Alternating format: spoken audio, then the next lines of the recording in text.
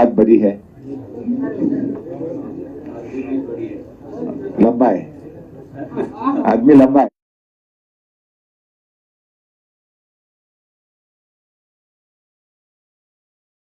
గౌరవనీయులైన జర్నలిస్ట్ మిత్రులందరికీ నమస్కారం.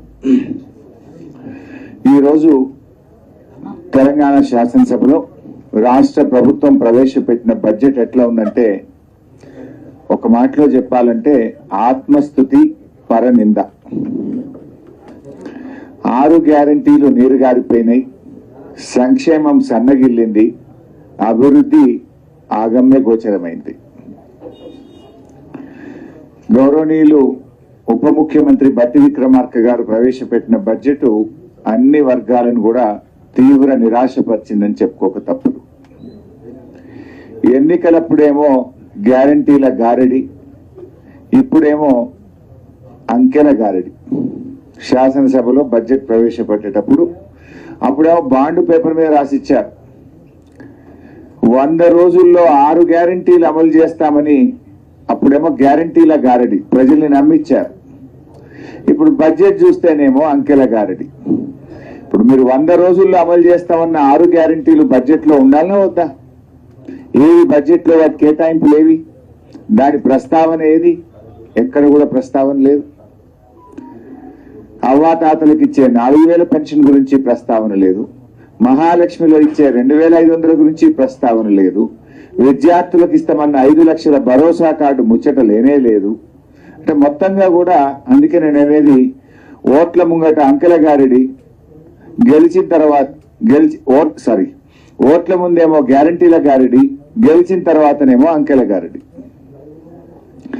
ప్రజలను గురిడి కొట్టించేందుకు, భ్రమలు పెట్టేందుకు బట్టి గారు చాలానే ప్రయత్నాలు చేశారు. నిజంగా చెప్పాలంటే మొదటి బడ్జెట్ కదా, ఈ రాష్ట్రానికి ఏమన్నా దశ దిశ ఇస్తారేమో అని ఆశించాం. కానీ ఇది దశ దిశ లేని బడ్జెట్, రాష్ట్రాన్ని తిరోగమన దిశలో నడిపేటువంటి బడ్జెట్.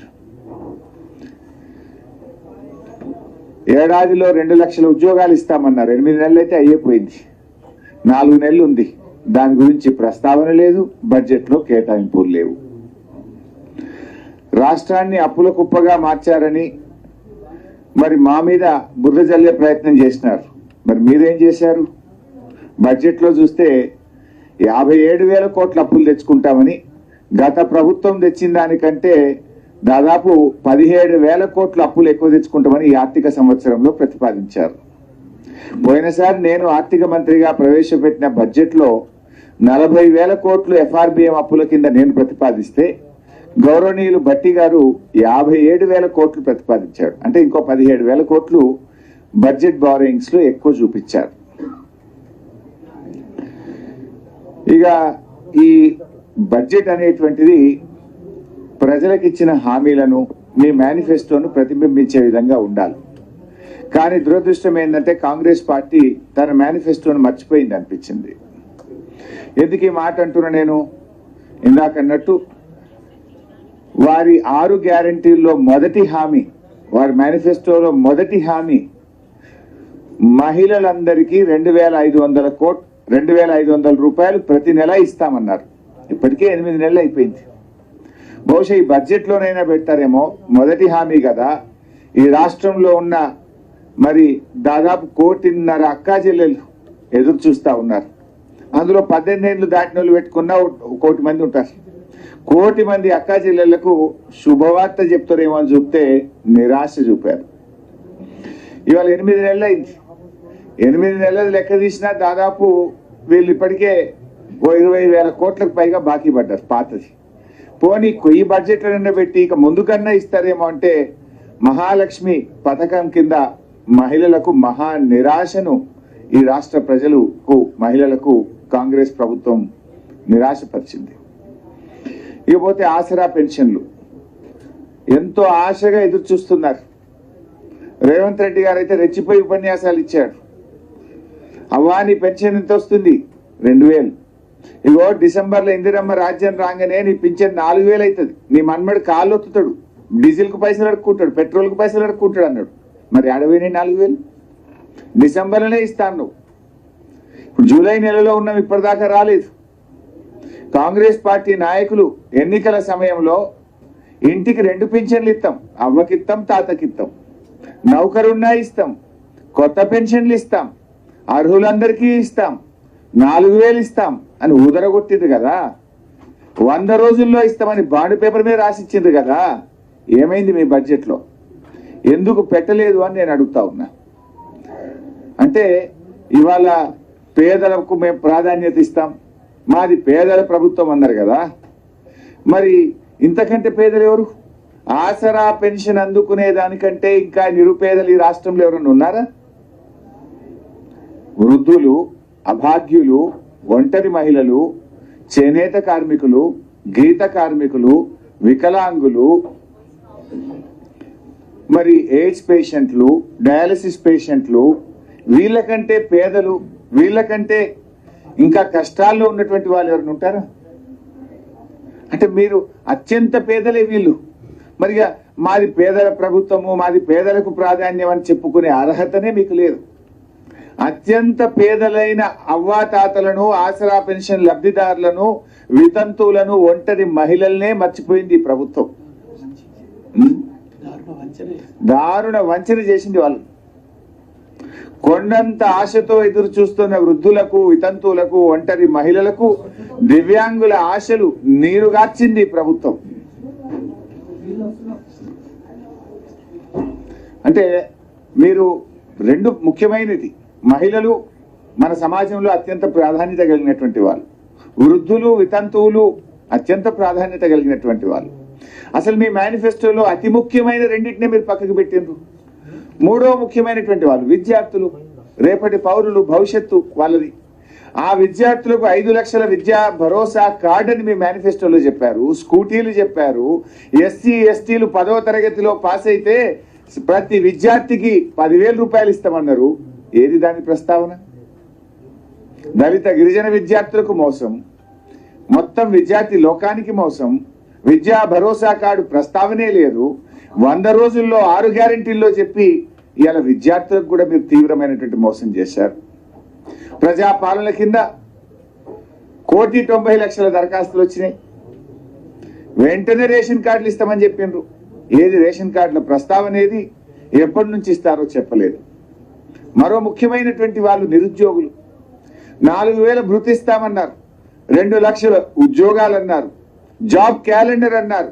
ఇవాళ బడ్జెట్ లో చూస్తే జాబ్ క్యాలెండర్ ప్రస్తావన లేదు. నిరుద్యోగ భృతి 4,000 గురించి అసలే చెప్పలేదు. ఉద్యోగాల నియామకాలు ఎప్పట్లోగా చేస్తారో కూడా చెప్పిన పరిస్థితి లేదు. ఇకపోతే ఆటో కార్మికులు, ఈ ప్రభుత్వం వచ్చినాక కొత్తగా ఎవరైనా ఆత్మహత్యలు చేసుకుంటున్నారంటే రాష్ట్రంలో 50కు పైగా ఆటో కార్మికులు ఆత్మహత్య చేసుకున్నారు. మీ యొక్క మేనిఫెస్టోలో పెట్టారు, ఆటో కార్మికులకు సంవత్సరానికి 12,000 ఇస్తామన్నారు.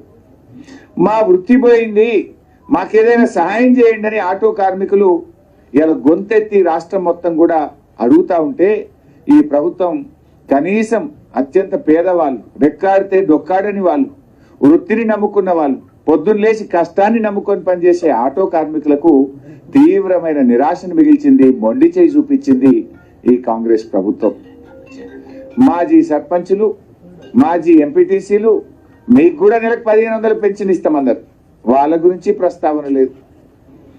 ఇకపోతే చేనేత కార్మికులు, ఈ ప్రభుత్వం వచ్చిన తర్వాత ఎవరైనా ఆత్మహత్యలు చేసుకుంటున్నారంటే ఇవాళ ప్రతిరోజు పత్రిక చూస్తే చేనేత కార్మికుల ఆత్మహత్యలు ఉన్నాయి. వారికి ఒక ఊరట కలిగించే ప్రయత్నము, వారికి ఉన్న పథకాలు కొనసాగించే ప్రయత్నము, వారికి బడ్జెట్లో కేటాయింపులు గుండు సున్నా. చేనేత కార్మికులకు మోసం చేసిండ్రు. హైదరాబాద్ అభివృద్ధిని గత ప్రభుత్వం నిర్లక్ష్యం చేసింది అంటే కళ్ళుండి కూడా చూడలేని కబోదులు అట్లా మాట్లాడతారు. అసలు అది మాట్లాడే మాటని అది బడ్జెట్లో ప్రస్తావిస్తే హైదరాబాద్ ప్రజలు నవ్వుకుంటారు. ఇవాళ చంద్రబాబు నాయుడు గారు ఆ మధ్య మన ముఖ్యమంత్రి అయిన తర్వాత కూడా హైదరాబాద్కి వస్తే ఏమన్నారు? నేను అభివృద్ధి చేశాను, మొన్నటిదాకా పనిచేసిన ప్రభుత్వం నాకంటే బాగా చేసింది అని ఈ రాష్ట్రానికి, ఉమ్మడి రాష్ట్రానికి ముఖ్యమంత్రిగా ఉన్న చంద్రబాబు నాయుడు గారు కూడా కేసీఆర్ గారి అభివృద్ధిని ఆయన కొనియాడారు. ఆయన కూడా చెప్పారు, లోకం మొత్తం మెచ్చింది. ఇప్పుడు ఎక్కడో ఉన్న రజనీకాంత్ కూడా హైదరాబాద్కి వస్తే సూపర్ స్టార్ రజనీకాంత్ నేను హైదరాబాద్లో ఉన్నానా న్యూయార్క్లో ఉన్నానా అన్నాడు. రజనీలకు అర్థమైంది కానీ కాంగ్రెస్ గజనీలకు ఇంకా అర్థమైతలేదు. ఎంతో మంది హైదరాబాద్ మెచ్చుకున్నారు. వాస్తవాలు చెప్తే ఆ బడ్జెట్ ఒక అందం ఉంటుంది, ఒక బాధ్యత ఉంటుంది. కానీ హైదరాబాద్ అభివృద్ధి జరగలేదని మాట్లాడడం ఇట్స్ ఎ జోక్.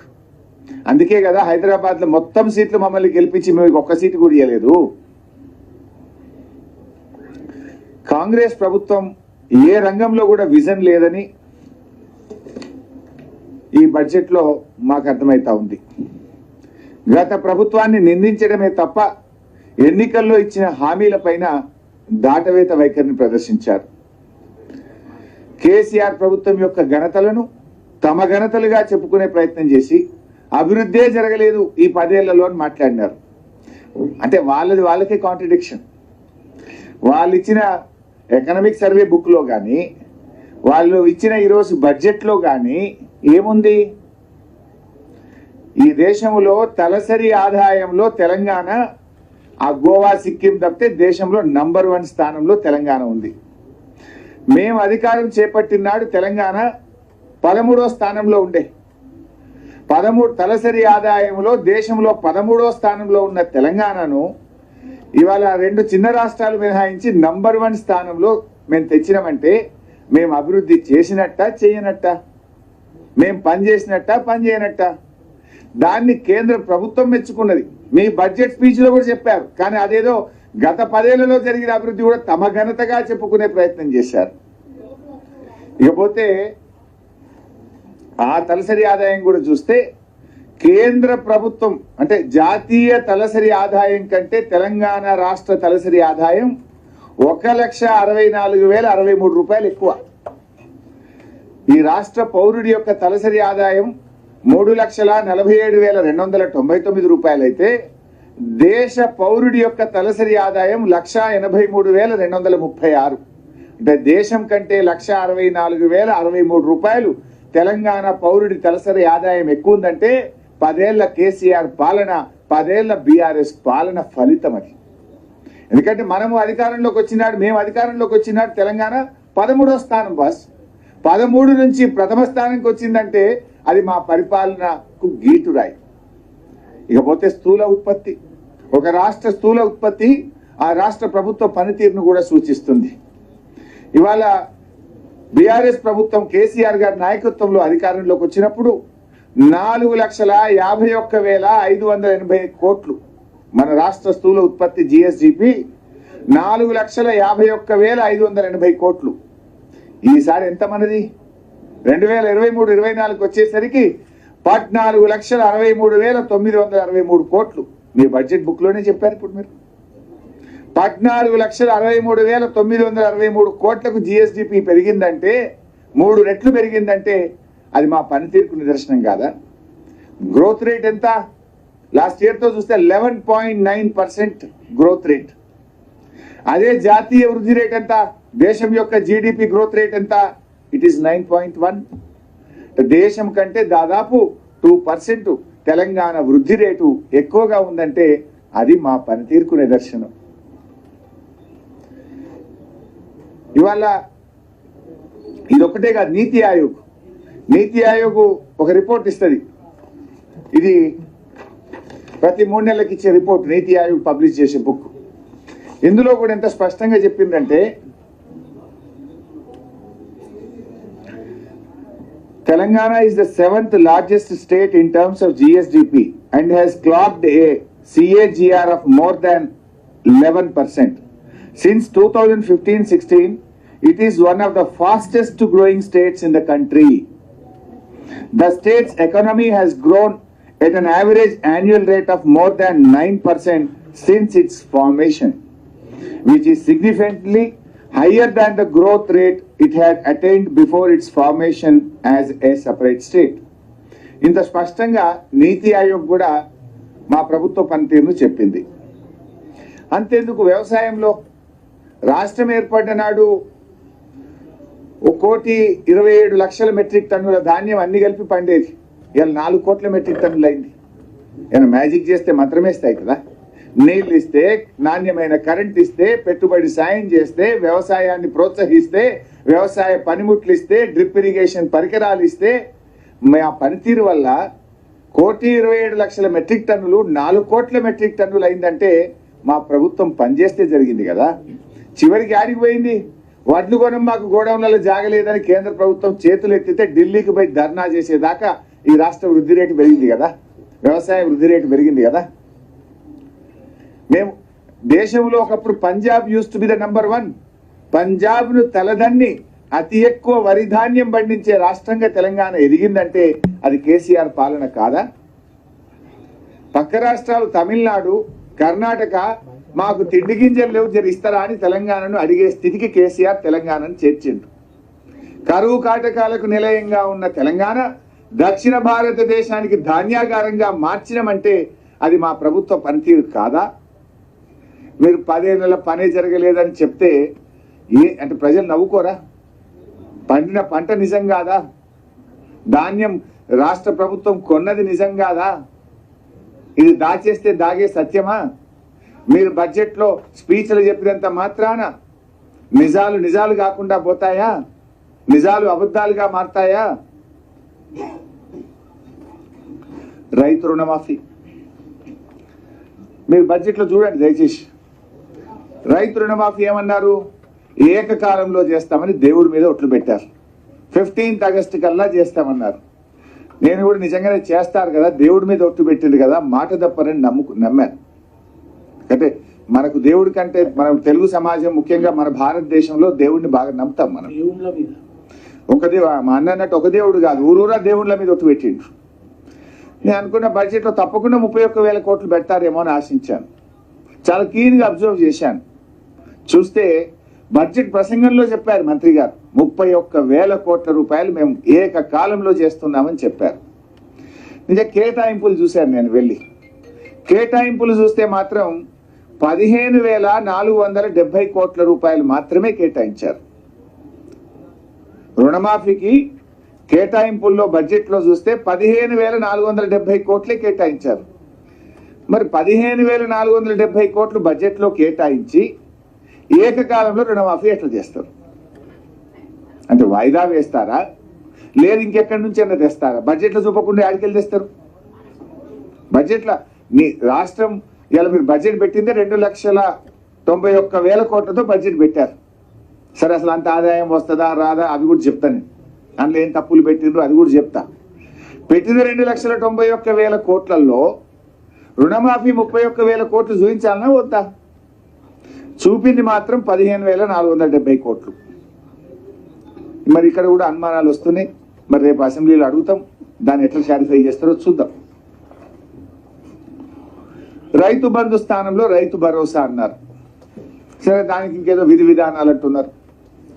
మరి అది ఎప్పుడు చేస్తారు, ఎంత కోతలు పెడతారు? వీళ్ళు చూస్తుంటే కోతలు పెట్టడానికి ఇదంతా ఒక నాటకాలు ఆడుతున్నారు. సరే దాని మీద కూడా రేపు తప్పకుండా అసెంబ్లీలో గట్టిగా అడిగి అర్హులైన రైతులకు అందరికీ వచ్చేటట్టుగా బీఆర్ఎస్ పార్టీ ప్రయత్నం చేస్తారు. మైనార్టీలకు 4,000 కోట్లు బడ్జెట్లో పెడతామన్నారు. వాళ్ళ మేనిఫెస్టోలో చెప్పారు. కానీ ఈరోజు బడ్జెట్లో చూస్తే 3,000 కోట్లే పెట్టినారు. ముస్లిం మైనార్టీలకు ఓ మంత్రి లేడు, ఓ ఎమ్మెల్యే లేడు, ఓ ఎమ్మెల్సీ లేడు. కనీసం బడ్జెట్ కూడా చెప్పిన కాడికి 4,000 ఇవ్వకుండా 1,000 కోత పెట్టిండ్రు. మైనార్టీలకు కూడా అన్యాయం చేసిండ్రు. గ్యారంటీలు గాడి తప్పినాయి, డిక్లరేషన్లన్నీ డీలా పడ్డాయి. రాహుల్ గాంధీ, ప్రియాంక గాంధీ గారు ఇచ్చిన హామీలన్నీ కూడా ఇవాళ నీటి మూటలైపోయినాయి. బీసీలకు ఏం చెప్పిండ్రు? 5 ఏళ్లలో 1,00,000 కోట్లు ఖర్చు పెట్టమని బీసీ డిక్లరేషన్లో చెప్పిండ్రు, మేనిఫెస్టోలో చెప్పిండ్రు. కానీ బీసీలకు బడ్జెట్లో పెట్టింది 9,000 కోట్లే. అంటే 11,000 తక్కువ పెట్టినట్టే కదా. 5 ఏళ్లలో 1,00,000 అంటే సంవత్సరానికి 20,000 రావాలి. కానీ పెట్టింది 9,000. అంటే బీసీల బడ్జెట్లో 11,000 కోత పడ్డది.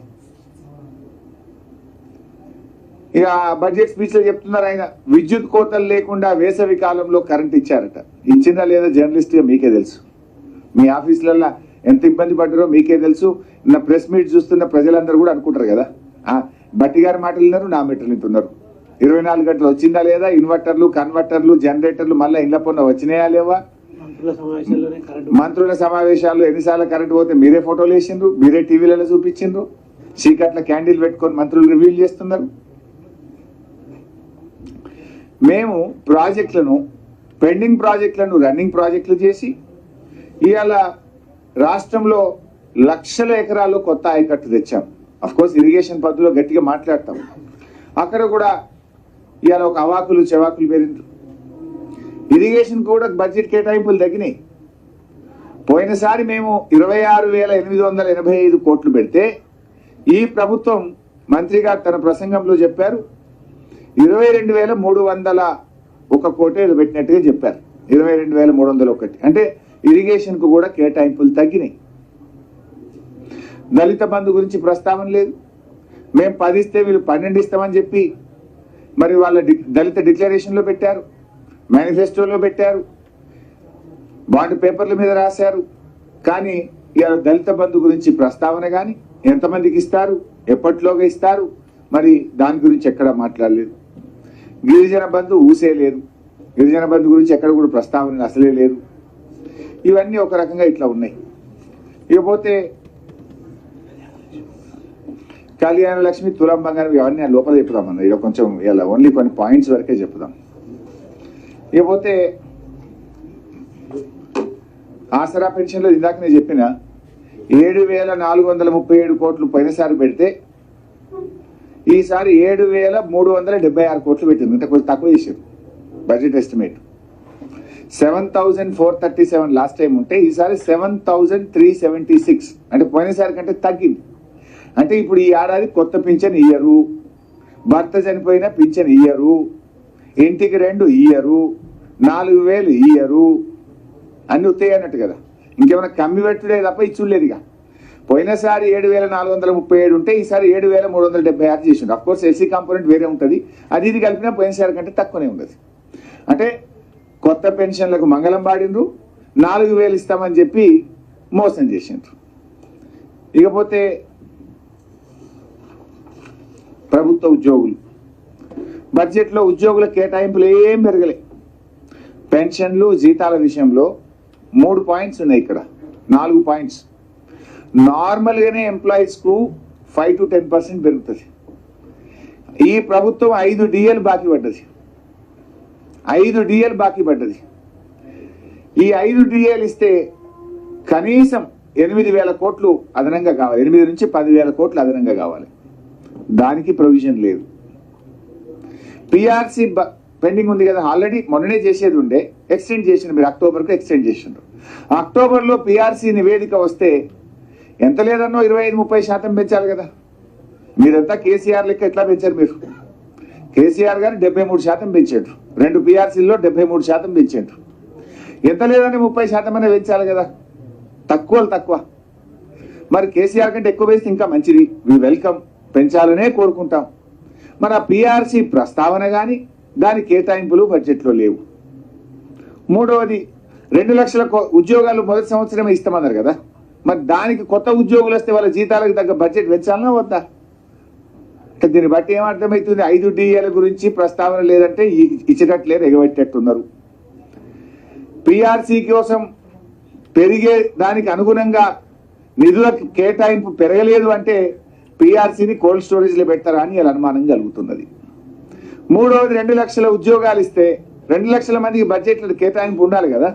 ₹1 కూడా పెంచలే. అంటే దీన్ని బట్టి 2 లక్షల ఉద్యోగాలు కూడా నిజంగానే ఇస్తారా, ఇయ్యరా? 8 నెలలు అయితే అయ్యేపోయింది, ఉన్నది 4 నెలలు. దానికి అనుగుణంగా కూడా కొత్త ఉద్యోగస్తులకు అవసరమైన బడ్జెట్ కేటాయింపులు బడ్జెట్లో లేవు.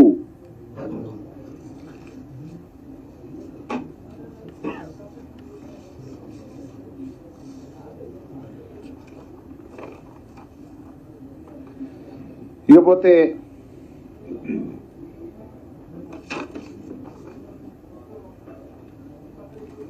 బడ్జెట్లో ఇంకొన్ని ముఖ్యమైన విషయాలు. ఆ రోజు ఈ ప్రభుత్వం కేసీఆర్ గారి ప్రభుత్వం ఉన్నప్పుడు బెల్ట్ షాపులు బాగా పెంచారు, ఆదాయం పెంచుకుంటున్నారు, ప్రజల ఆరోగ్యం దెబ్బతింటున్నది. మమ్మల్ని ఒక తిట్టులే. ఇవాళ వీళ్ళు ఏం చేస్తుండ్రు? పోయినసారి నేను ప్రవేశపెట్టిన బడ్జెట్లో అసెంబ్లీలో ఎక్సైజ్ ద్వారా వచ్చే ఆదాయం 2023-24 సంవత్సరంలో నేను పెట్టింది 18,470 కోట్లు. గౌరవనీయులైన భట్టి గారు పెట్టింది 25,617 కోట్లు. అంటే పోయినసారి నేను బడ్జెట్లో ప్రతిపాదించిన దానికంటే 7,147 కోట్లు ఎక్సైజ్ ద్వారా రాష్ట్ర ప్రభుత్వ ఆదాయం పెంచుకుంటామని గౌరవనీయులైన భట్టి గారు ఇలా బడ్జెట్లో పెట్టారు. అంటే తాగుబోతులు తెలంగాణ చేస్తారా? గల్లీకో బెల్ట్ షాప్ పెడతారా? అంటే ప్రజల్ని ఇంకా బాగా తాగమని ప్రోత్సహిస్తారా? అప్పుడు ఏమన్నారు మీరు? మేము వస్తే బెల్ట్ షాపులు బంద్ చేస్తాం. కేసీఆర్ గారు మద్యాన్ని బాగా దాయిపిస్తున్నారని మాట్లాడినారు. ఒక్క సంవత్సరంలోనే 7,147 కోట్లు ఎక్సైజ్ ఆదాయం పెంచుతున్నామంటే అంటే ఇప్పుడు తాగేదానికంటే డబుల్ తాగాలనా ప్రజలు? ఏం చెప్పదలుచుకున్నారు మీరు? ఇది ఓన్లీ ఎక్సైజ్ మీద. మళ్ళీ వ్యాట్ బై ఎక్సైజ్ ఉంటుంది ఇంకోటి. అంటే వ్యాట్ అంటే మన స్టేట్ గవర్నమెంట్ ట్యాక్స్, ఇంకా అది కూడా ఎక్సైజ్ మీద సపరేట్గా వస్తే అదో 10,000 పెరుగుతుంది, అదొక 6,000-7,000 పెరుగుతుంది. ఈక్వల్గా ఉంటాయి రెండు. అది 6,000-7,000, ఇది 6,000-7,000 అంటే పోయినసారి కంటే ఎక్సైజ్ మీద 14,000-15,000 కోట్లు ఎక్కువ సంపాదించాలని చూస్తుంది వీళ్ళు. ఎక్సైజ్ ట్యాక్స్ రూపంలో 7,147 ఎక్కువ పెట్టిండ్రు. వ్యాట్ బై ఎక్సైజ్ అదో 7,000 ఉంటుంది, ఈక్వల్ ఉంటుంది జనరల్గా. అంటే 14,000-15,000 కోట్లు మద్యం మీద ఎక్కువ సంపాదించాలనుకుంటుంది ఈ ప్రభుత్వం. అంటే తాగుబోతులు తెలంగాణ చేస్తారా అని అడుగుతున్నాను నేను భట్టి గారిని, రేవంత్ రెడ్డి గారిని. అంటే ఆ రోజు మీరు మాట్లాడిన ఉపన్యాసాలు ఏంది, ఇవాళ మీరు చేస్తున్నది ఏంది? What is the message you are giving? దీనికి సమాధానం చెప్పాలి ఇలా కాంగ్రెస్ పార్టీ. తర్వాత స్టాంప్స్ అండ్ రిజిస్ట్రేషన్. పోయినసారి నేను బడ్జెట్ ప్రవేశపెట్టినప్పుడు స్టాంప్స్ అండ్ రిజిస్ట్రేషన్లో 14,295 కోట్లు రాష్ట్రానికి ఆదాయం వస్తుందని చెప్పి నేను ప్రతిపాదించాను. భట్టి గారు ఎంత ప్రతిపాదించారంటే 18,228 కోట్లు ప్రతిపాదించారు. అంటే గతం కంటే 4,000 కోట్లు, దాదాపు 4,000 కోట్లు, 4,050 కోట్లు ఎక్కువ వస్తుందని ఆయన ప్రతిపాదించారు. అంటే దీన్ని బట్టి ఏమర్థమైంది? ఒకవైపు రియల్ ఎస్టేట్ ఈ ప్రభుత్వం వచ్చినాక మీ డైరెక్షన్ లెస్ గవర్నమెంట్ వల్ల, మీ పాలన సరిగా లేక మెట్రో రైల్ రద్దు, ఫార్మాసిటీ రద్దు అంటే ఆయన రియల్ ఎస్టేట్ డామ్ అన్నది. మరి ఒకవైపు రియల్ ఎస్టేట్ డామ్ అంటది, ఇంకో దిక్కేమో 4,000 కోట్లు ఎక్కువ వస్తాయంటావు. అంటే ఏం చేస్తారు మీరు? ట్యాక్స్ పెంచుతారా? రిజిస్ట్రేషన్ ఫీజు పెంచుతారు, భూముల విలువ పెంచుతారు, ప్రజల మీద భారం వేస్తారని చెప్పకనే చెప్పింది బడ్జెట్లో. ఇది ఉపన్యాసంలో చెప్పలే కానీ లోపల లెక్కలలో చెప్పారు. ఉపన్యాసంలో దాసిరు, పన్నులు వేస్తాము, రిజిస్ట్రేషన్ ఫీజు వేస్తాము, భూముల వాల్యుయేషన్ వేస్తామని స్పీచ్లో చెప్పలే. కానీ లెక్కల్లో మాత్రం 4,050 కోట్లు గత సంవత్సరం కంటే స్టాంప్స్ అండ్ రిజిస్ట్రేషన్లో ఆదాయం ఎక్కువ వస్తుందని చెప్పారు. ఎట్లా వస్తుంది? అయితే ప్రజల మీద మీరు పన్నుల భారం పెంచితే ఇది వస్తుంది. అంటే చెప్పకనే చెప్పిండ్రు, ఎవరైనా గరీబోడు ఇల్లు కొట్టుకున్నారో అపార్ట్మెంట్ కొనుక్కుంటే బిడ్డ ట్యాక్స్ పెరుగుతుందని చెప్పిండ్రు. ప్రభుత్వానికి మీ పన్ను ఎక్కువ కట్టాల్సి ఉంటుంది అని చెప్పారు వీళ్ళు. తర్వాత non tax revenue. Non tax revenue అంటే ఒక మైనింగ్ ఒకటి ఉంటుంది, అది నార్మల్గా రాష్ట్ర ప్రభుత్వానికి 1,000-1,500 కోట్లు వస్తుంది. కానీ వీళ్ళు ఏం చేసింది ఈసారి, పోయినసారి మనకు నాన్ ట్యాక్స్ రెవెన్యూలో 22,808 కోట్లు మనం ప్రతిపాదించాం. అప్పుడు కూడా ఎందుకు ప్రతిపాదించామంటే మనకు ఆ ఓఆర్ఆర్ ఒకటి లాంగ్ లీజ్ మీద ఇచ్చినాం మనం, అది కొద్ది హ్యూజ్ మనీ వచ్చేది ఉండే. కొన్ని భూములు కూడా అమ్మినాం మనం. అప్పుడు భూములు అమ్మితే వీళ్ళు ఏమన్నారు, అమ్మద్దు అమ్మద్దు కాపాడాలని మాట్లాడినారు. ఓఆర్ఆర్ ఎట్లా ఇస్తారు అని మాట్లాడినారు. సరే, అప్పుడు మేము ప్రజలకు ఇచ్చిన కమిట్మెంట్ల కోసం మేము 22,808 కోట్లు నాన్ ట్యాక్స్ రెవెన్యూ కింద ప్రతిపాదించాం. వీళ్ళు ఎంత పెట్టింది? ఇప్పుడు 35,208 కోట్లు పెట్టిండ్రు. మాకంటే 13,000 కోట్లు ఎక్కువ పెట్టిండ్రు. అంటే ఏంది, భూములు అమ్ముతారా? ఏం చేస్తారు? ఎట్లా వస్తాయి? దీనికి సమాధానం చెప్పాలనే వద్దా? 22,000ను 35,000 చేసిండ్రు. అంటే ఇంకా 13,000 కోట్లు. అంటే మొత్తం రాష్ట్రంలో భూములన్నీ అమ్ముతారు అన్నట్టు వీళ్ళు. లేదంటే ఒక అందులో ఉండేది మైనింగ్ ఫీజులన్నా 3 అంతలు 4 అంతలు చేయాలి. ఏది, గరీబోడు ఇల్లు కట్టుకునే ఇసుక మీద, కంకర మీద, దాని మీద మీరు రేట్లన్నా పెంచాలి. ఎంత పెంచినా అది 1,000 డబుల్ చేస్తే 2,000 అవుతుంది, 3 అంతలు చేస్తే 3,000 అవుతుంది. కానీ 35,000 అయితే రాదు కదా. ఇవాళ ఈ విషయంలో కూడా ఒక క్లారిటీ ఇవ్వాల్సిన అవసరం ఉంది. దీన్ని బట్టి వీళ్ళు భూముల అమ్మకానికి రంగం సిద్ధం చేసిండ్రు అనేది ఇలా బడ్జెట్లో అర్థమవుతా ఉంది. ఇంకో ముఖ్యమైన విషయం ఈ బుక్లో మీరు కూడా చూడొచ్చు, గ్రాంటీన్ ఎయిడ్స్ అంటే కేంద్ర ప్రభుత్వం నుంచి వచ్చే డబ్బులు. గ్రాంటీన్ ఎయిడ్స్ అంటే కేంద్రం నుంచి మనకు వచ్చేటువంటివి. ఎంత వచ్చింది లాస్ట్ ఇయర్ మీరు చూస్తే ఇది పేజ్ నంబర్ 4 కాలం నంబర్ 4 గ్రాంటీన్ ఎయిడ్ పోయినసారి వచ్చింది 9,729 కోట్లు. 9,729 కోట్లు. నిన్న అసెంబ్లీలో మనం ఏం మాట్లాడినాం? కేంద్రం తెలంగాణకు దగా చేసింది, కేంద్రం అన్యాయం చేసింది, కేంద్రం నిధులు ఇయ్యలేదు అని మనం కేంద్రం మీద దుమ్మెత్తి పోసినాం. అందరం కలిసి ఏకగ్రీవంగా తీర్మానం కూడా చేసినాం. వీళ్ళు ఎంత పెట్టింది? ఇప్పుడు 21,636 కోట్లు పెట్టారు. మీరు బడ్జెట్ ఎందుకు లేట్ అయిందంటే మేము ఢిల్లీ చూసి పెడతాం, కేంద్ర ప్రభుత్వ బడ్జెట్ చూసి పెడితే కరెక్ట్గా ఉంటుంది అని అన్నారు. మరి బడ్జెట్ చూసే పెట్టింది కదా. పోయినసారి వచ్చింది 9,729 అయితే ఇప్పుడు 21,636 అడికలు వస్తుంది. పోనీ మేము కేంద్రం కూడా చూసాం లెక్కలు. సిఎస్ఎస్ అంటే సెంట్రల్లీ స్పాన్సర్డ్ స్కీమ్ కింద రాష్ట్రాలకు నిధులు ఇస్తారు. మరి కేంద్రం పోయినసారి ఎంత పెట్టింది, ఈసారి ఎంత పెట్టింది అని కూడా చూసినాం. పోయినసారి 4,60,614 కోట్లు పెట్టింది కేంద్రం. ఈసారి ఎంత పెట్టింది అంటే 5,05,978. ఏ మార్జినల్ ఇంక్రీజ్, 5%. కానీ మీరేమో 100% కంటే ఎక్కువ పెంచారు. అంటే ఇది రాదు ఈ డబ్బు. అంటే మీదంతా అంకెల గారడి. ఈ డబ్బు రాదంటే నువ్వు ఇది ఆదాయం రాకపోతే ఏమవుతుంది? ఖర్చు పెట్టవు అంటే ఏదో స్కీమ్కు కోత పడుతుంది. మీరు చెప్పిన స్కీమ్లు అమలు కావు.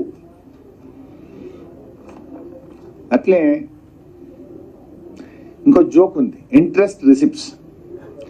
ఇంట్రెస్ట్ ఆన్ క్యాష్ బ్యాలెన్సెస్ అంటే ప్రభుత్వం దగ్గర డబ్బు బాగుంటే, ఖర్చు పెట్టకుండా ఖజానాలు మిగిలి ఉంటే దాని మీద మిత్తి వస్తుంది కదా పైసా. బ్యాంకులో మన డబ్బు ఖర్చు పెట్టకుండా ఉంటే దాని మీద ప్రభుత్వానికి ఆదాయం రావాలి. ఆ స్థితి ఉన్నదా మన దగ్గర? ఎప్పుడు చూసినా వేస్ అండ్ మీన్స్ నడుస్తుంది కదా. ఒకవైపు గ్రామ పంచాయతీలకు రూపాయి ఇచ్చుడు లేదు, ఒకవైపు మున్సిపాలిటీలకు పైసలు ఇచ్చుడు లేదు, జీతాలు వస్తలేవని రోడ్ల మీదకి వస్తున్నారు ప్రజలు, బిల్లులు వస్తలేవని సర్పంచులు మొత్తుకుంటున్నారు, కాంట్రాక్టర్లు మొత్తుకుంటున్నారు. ఒకవైపు అభివృద్ధి కుంటుపడ్డ పరిస్థితి. వీళ్ళు ఏం పెట్టిన వీళ్ళ బడ్జెట్లో అంటే ఇంట్రెస్ట్ ఆన్ క్యాష్ బ్యాలెన్సెస్ కింద 605 కోట్లు వస్తుందని పెట్టారు. పోయిన సంవత్సరం ఎంత వచ్చింది తెలుసా బాస్? అందులో వీళ్ళు కూడా 4 నెలలు 5 నెలలు పాలించారు కదా, December, January, February, March. -24 lakhs. పోయినసారేమో -24 because మనం ఓడి తెస్తే వేస్ అండ్ మీన్స్ కి ఇంట్రెస్ట్ కట్టాం కదా, అది -24 ఉంది. వీళ్ళు ఈసారి 605 కోట్లు వస్తుందని పెట్టిండ్రు. ఇంట్రెస్ట్ రిసిప్ట్స్ మొత్తం కలిపి 713 కోట్లు చూపిస్తుంది. అంటే ఇది జరగదు. ఇంకోటి మీరు ఆలోచిస్తే ఇందులో ఈ బుక్ లో ఒకవైపు ఏమన్నారు, ఈ రాష్ట్ర ప్రభుత్వం తెచ్చిన అప్పులు కట్టడానికే మాకు ఇన్ని వేల కోట్లు అయింది, అన్ని వేల కోట్లు అయింది అన్నారు కదా. ఇందులో వచ్చే ఆర్థిక సంవత్సరంలో మిత్తిలు ఎంత కట్టాలి, ఇంట్రెస్ట్ పేమెంట్స్ అంటే మనం తెచ్చిన అప్పులకు ఇంట్రెస్ట్ కట్టాం కదా, అసలు కట్టేది ఉంటుంది, ఇంట్రెస్ట్ కట్టేది ఉంటుంది. ఇందులో page number 4 column number 14 of which interest payments 17,729 కోట్లు. నెక్స్ట్ ఇయర్ మొత్తం ఎంత కట్టాలి మిత్తిలు అంటే 17,729 కోట్లని చూపించారు ఈ బుక్ లో. గౌరవనీయులైన ముఖ్యమంత్రి గారు, భట్టి గారు స్పీచ్లు ఏం చెప్తుంటే నెలకి 7,000 కోట్లు కడుతున్నాం అంటున్నారు మిత్తిలు. నెలకి 7,000 కోట్లు మిత్తి కడుతున్నాం అన్నారా లేదా? వీళ్ళంతా చూపించారు. వచ్చే సంవత్సరం మిత్తిలు మొత్తం కట్టాల్సిన డబ్బు ఎంత అంటే 17,729 కోట్లని వీళ్ళ బుక్ లో చూపించారు. అయితే చూపించిందన్నా తప్పు కావాలి, లేదు మీరు చెప్పిందన్నా తప్పు కావాలి, అంతేనా కదా? దీనికి సమాధానం చెప్పాలి ప్రభుత్వం. పోయినసారి నేను ఎంత పెట్టిన బడ్జెట్లో మిత్తిలకు 23,337 పెట్టినా. మీరే చెప్పిన కొత్త అప్పులు తెచ్చినామని. పెరుగుతుందా తగ్గుతుందా?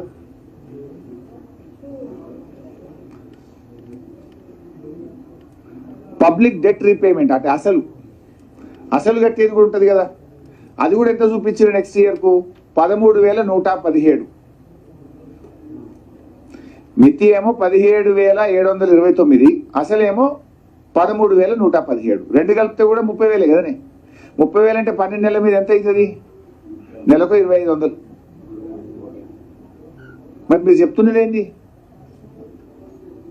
దీనికి ప్రభుత్వం సమాధానం చెప్పాలి. రేపు అఫ్కోర్స్ అసెంబ్లీలో మాట్లాడతాం, బట్ మీకు కూడా కొంచెం స్టోరీస్ రాయడానికి, వాస్తవాలు మీ ద్వారా ప్రజలకు పోవడానికి, వీళ్ళ అబద్ధాలను ఎక్స్పోజ్ చేయడానికి మీ ద్వారా కూడా చెప్పే ప్రయత్నం చేస్తున్నాం.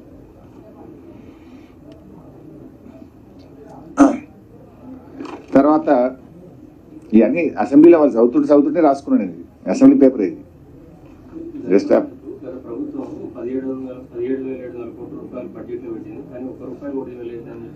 చెప్తా, ఆన్సర్ చెప్తారు రేపు అసెంబ్లీలో చెప్తాను. దాని వివరాలు ఎన్నో నేను నా దగ్గర చెప్తాను.